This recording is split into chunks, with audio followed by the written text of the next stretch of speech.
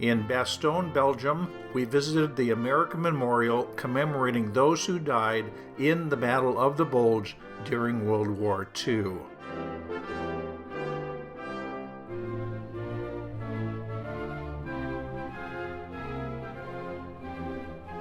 One of the reasons Bastogne is memorable is that when the Germans demanded the Americans surrender, General McAuliffe's famous reply was, "Nuts."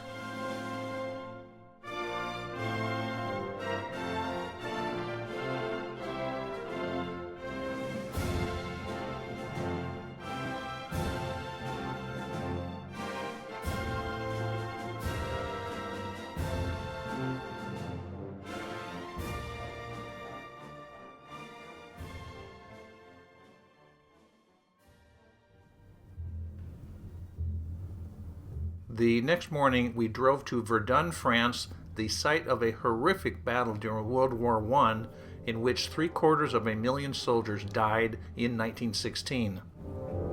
Our first stop was to visit the Citadel of Verdun. The Citadel was a huge underground labyrinth that sheltered 2,000 men.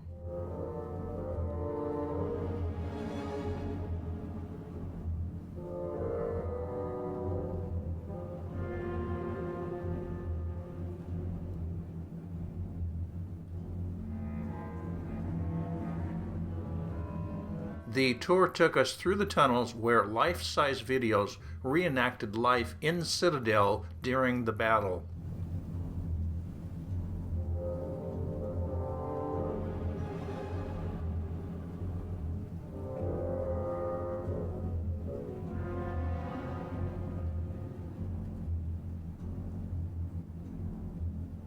Constructed in the late 1890s, the Citadel contained immense dormitories, a bakery, powder and ammunition depots, and a switchboard.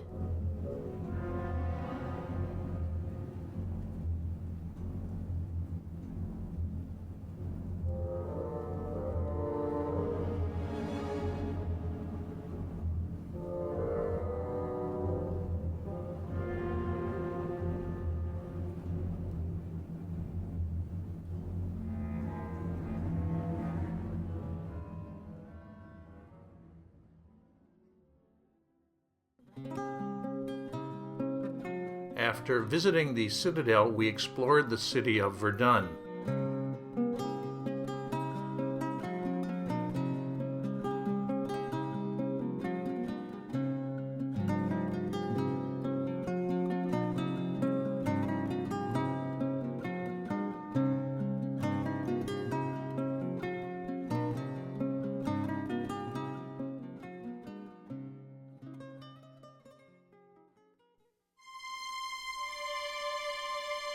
This is the Douaumont Ossuary, a memorial containing the remains of both French and German soldiers who died on the Verdun battlefield.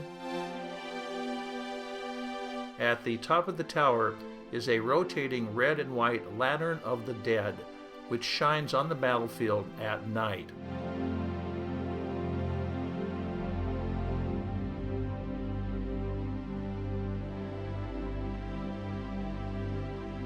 The ceiling and walls are covered by the names of French soldiers who fell during the Battle of Verdun.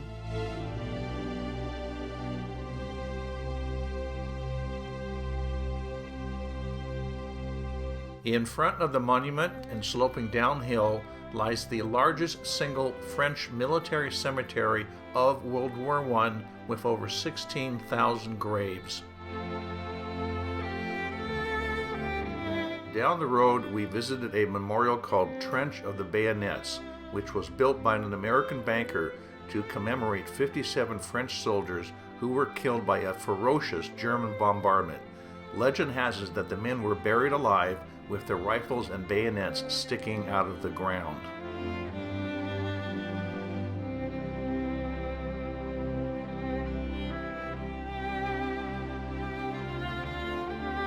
Nearby, we walked through some World War I trenches. Nearly a century later, the once barren battlefield is now overgrown with foliage and trees, slowly erasing evidence of the hell that was Verdun.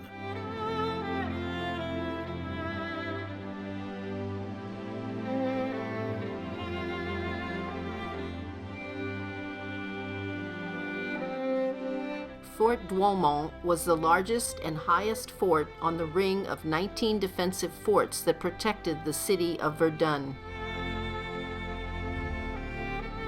In 1915, the French decided the fort was ineffective and left it undefended.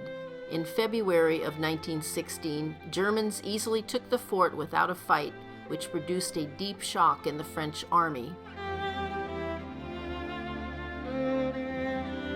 This is a 155 millimeter gun turret. This is a 75 millimeter gun turret.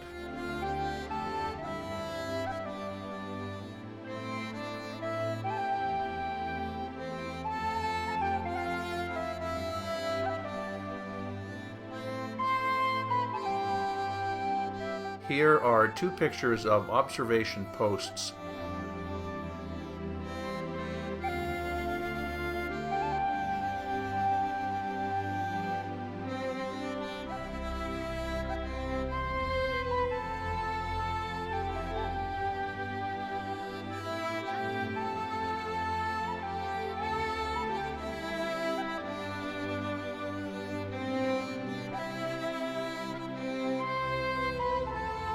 This is one of many dormitories where up to 3,000 men were garrisoned, 4 times the number that the fort was designed to hold.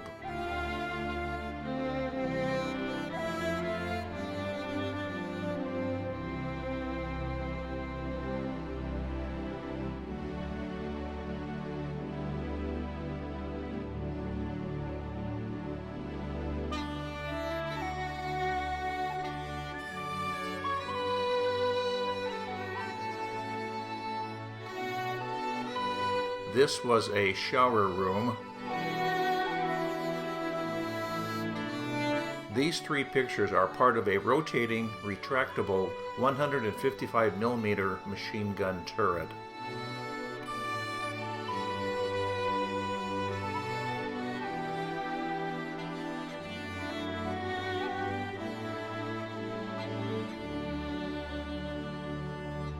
These 2 rooms were used to store powder.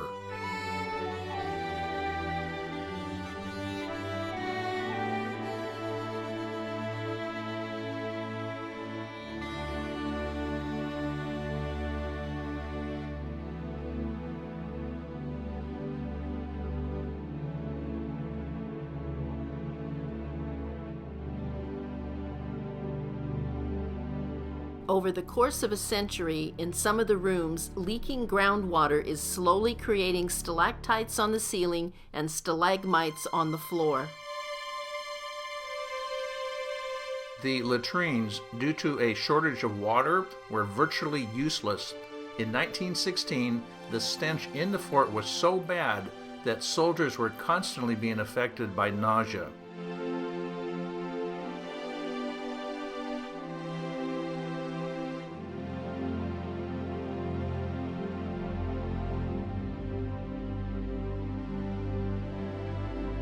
This memorial marks the site where 900 German soldiers were killed when a store of grenades and flamethrowers exploded. 679 were buried here behind the walls, which is marked with a cross.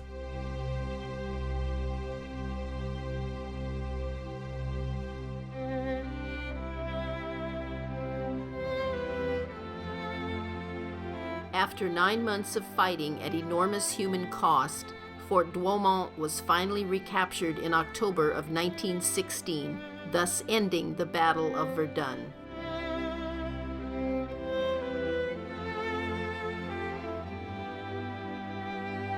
The landscape surrounding Verdun is pockmarked with shell craters, where trees are now growing.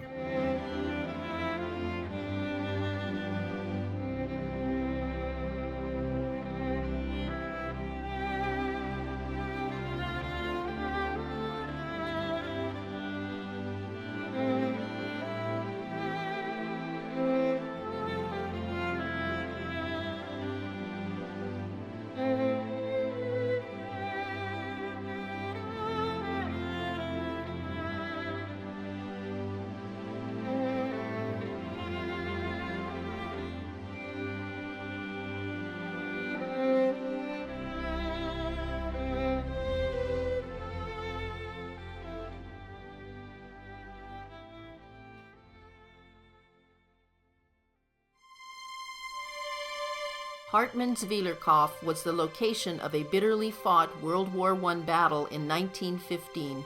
Over 30,000 soldiers died, with the majority of casualties being French. Despite a century having passed, the German stone trenches and fortifications are incredibly well intact.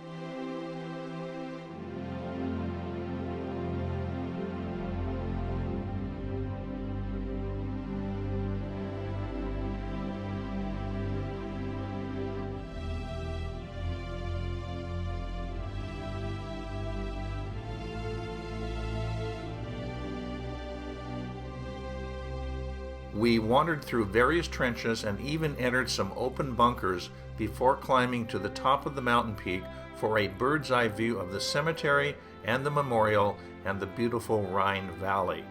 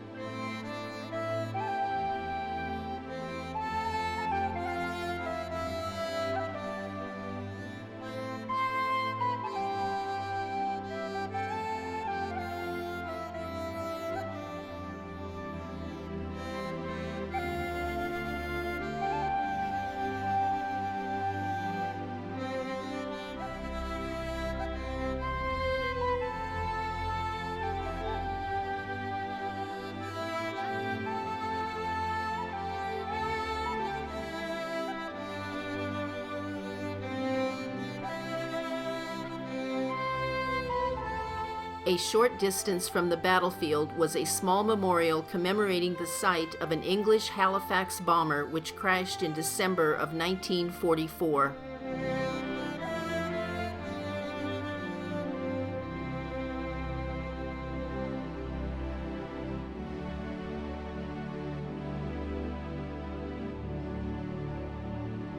Coming down from the mountains, we went through the town of Solz, which was liberated by the Americans in April of 1945. In Markelsheim, France, once part of Germany, is the southernmost part of the Maginot Line. The line was built after World War I by the French to protect France from invasion by the Germans.